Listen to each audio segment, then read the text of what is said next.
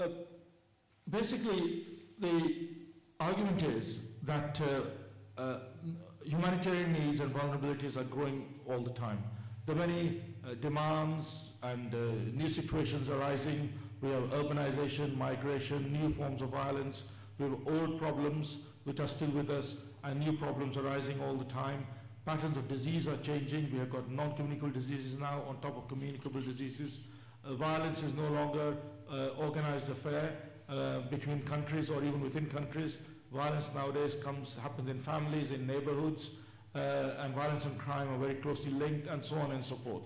So the whole kind of a pattern of vulnerability and the factors that feed and interact in that vulnerability are changing all the time. And that's raising real challenges to our operating model as Red Cross, Red Crescent. Life is very difficult to be circumscribed into little boxes, disaster management, or promoting principles and values, or whatever. That the nature of the business, the nature of the realities out there are far more interactive, and therefore the responses and the skills needed to make those responses therefore need to also be much more holistic, integrated, comprehensive, and so on. And against all that, there are much greater expectations upon us. There is, for example, much more competition. The Red Cross, Red Crescent share of humanitarian action is slipping. While overall we may be doing more as measured in dollar terms or Swiss franc terms overall, the marketplace has expanded much more. And the share of Red Cross, Red Crescent work, meaning the amount of money that goes through the system in terms of the products and services that we offer collectively worldwide, has actually been slipping over the years. And our competitors, if you can call them competitors, they have absorbed some of the best ideas that have come out from the Red Cross and have made it their own. And actually, because they have a different kind of way of working or networking, they're able to turn those ideas into much more profitable for them business opportunities than we perhaps are. So if we're not careful, and if we do not adapt and modernize our way of thinking, as we say, to lift up our thinking, then we may find that as the decade unfolds or the century unfolds, then we may find that just relying on our history and our long traditions is no longer sufficient. We have to continually adapt, to modernize, and develop our knowledge rather than just use up our historical knowledge, if you see the point that I'm trying to make, especially if we are to maintain our credibility. And underpinning that credibility is the importance of quality. We live in a world which is far more critical of what people do. So in a consumerist society where almost for every product you can think of, there is somebody out there rating it. Websites tell you which product is better than another product. There are a whole plethora of mechanisms out there who are measuring, if you like, and setting one business against another business and making judgments and so on and so forth. So just being Red Cross, Red Crescent isn't enough. With enlightenment, with people's increased globalization and knowledge, the kind of pedestals on which we perhaps have sat are being questioned, and to maintain our position on those pedestals of influence and respect, we need to be very, very conscious of the quality and impact of what we do and keep that up to date.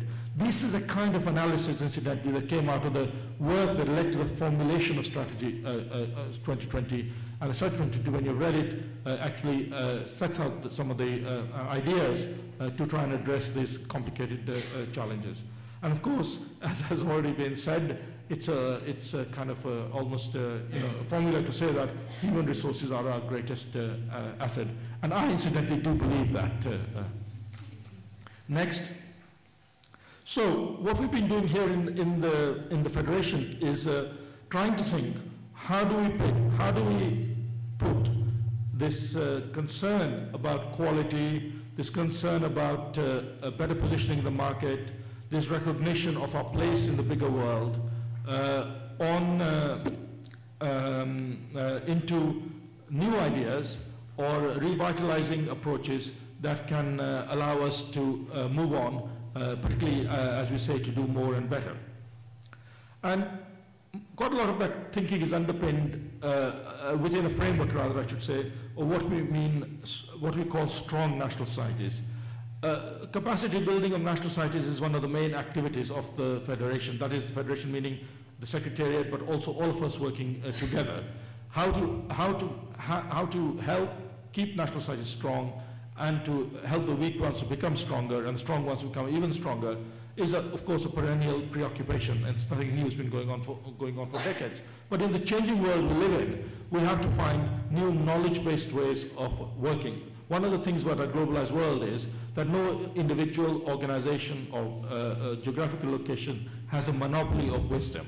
You only have to go to Wikipedia and you can get the wisdom of the masses. Whether it's right or wrong is another question, but you have it out there. So in that context, you see the whole notion of how we use knowledge, network knowledge, share it, and develop ourselves with it, takes on quite different meanings.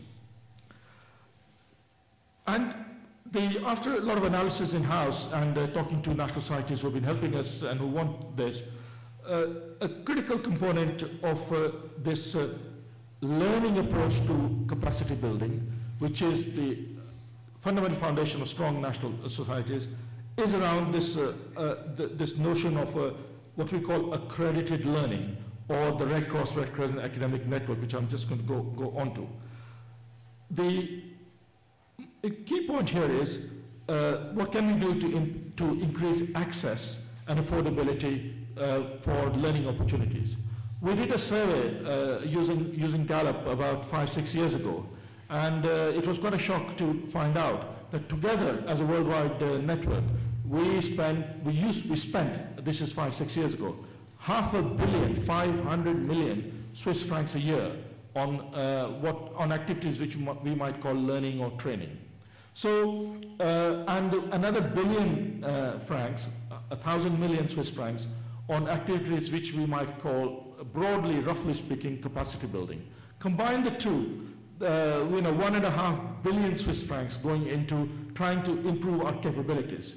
This is an awful lot of money. So it's clear that lack of resources is not an issue, and this was 5-6 years ago. Despite the economic and financial crisis, I think if we were to do the same exercise again today, we would find that our spend on learning, training activities is quite respectable. To give you a small illustration, we just finished a survey of courses that we offered, learning and training courses that we offer as a secretariat here in Geneva, and it came to around 200. And this is only a small organization. And with only a handful of departments that are actually offering the training. But if we are offering 200 courses from Geneva, then as a network of 186 national societies, I don't know how many learning and training activities we might have out there. We are doing a survey of that, and we should have that done in the next month or two. But we can safely say that this will be several thousand courses and activities. My final point here in thinking about this is that we have a real need to create. We can talk about human resource development, but we have to put that in the context of a human resource market. And we are set to have 100 million members and volunteers. I don't know whether it's true or not. We'll find out later this year what the exact numbers are. But regardless of what it certainly is a large place out there. And but do we really have an open market in that? I think here, those of us who live in and around the European Union, we can move from one country to another if we have the right European Union nationality, at least 26 member states. Any national from one of them can travel to another and get a job. I just wonder whether within the Red Cross we have that labor mobility. We don't. We quite possibly have 186 closed markets, and we cannot talk about, if you like, strong human resource capabilities and to do more and do better as a worldwide network if we don't also look at human resource, not just human resource policies and development, but also human resource practices that stop us from achieving more by summing up the parts and making a greater whole than some of the parts add up to at the present time. Next. So let me just digress a little bit to say that paralleling the Red Cross Academy, which is my main point, there are a number of initiatives that are taking place here. I haven't got time to go through all of them, but just wanted to make sure you were aware of them. So that some of the capacity building support that is under development from the Secretariat in support of national societies under the framework of Strategy 2020 are, for example, a federation-wide reporting system that will tell us, I hope for the first time, how many staff we have around the world, how many volunteers we actually have in practical terms. We are unfortunately not even able to answer the question, how many units and branches we have of national societies. The last time that answer was some years ago, and it's quite out of date. And we don't, for example, have the answer to the question what our turnover is as a Red Cross, Red Crescent. We don't know what we spend our money on. We don't know what our main lines of business are.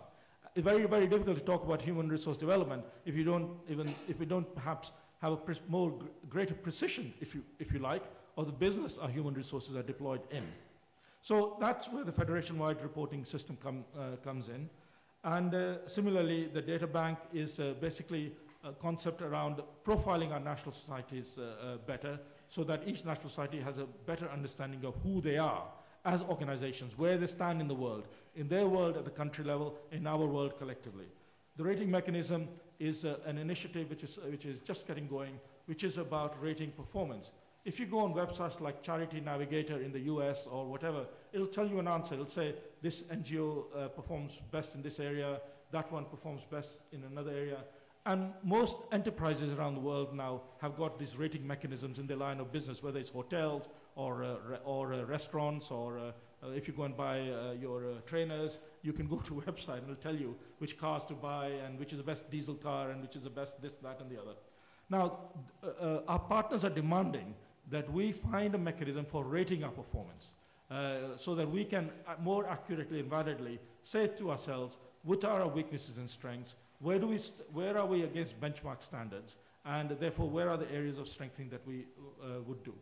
So, and the digital divide is another component of this approach, which is we cannot talk about one Red Cross, Red Crescent when some of our national societies still don't even have a computer. Or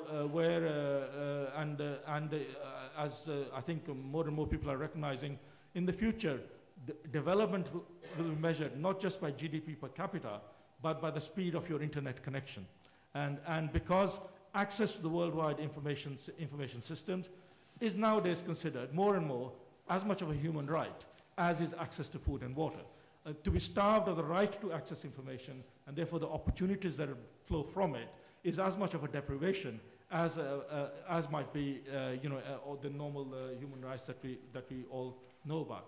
So all those elements are building blocks, if you like, on which better human resource management strategies have to depend on, feed from, and connect with. Which brings me to accredited learning, and my final comments. Basically, when we did our survey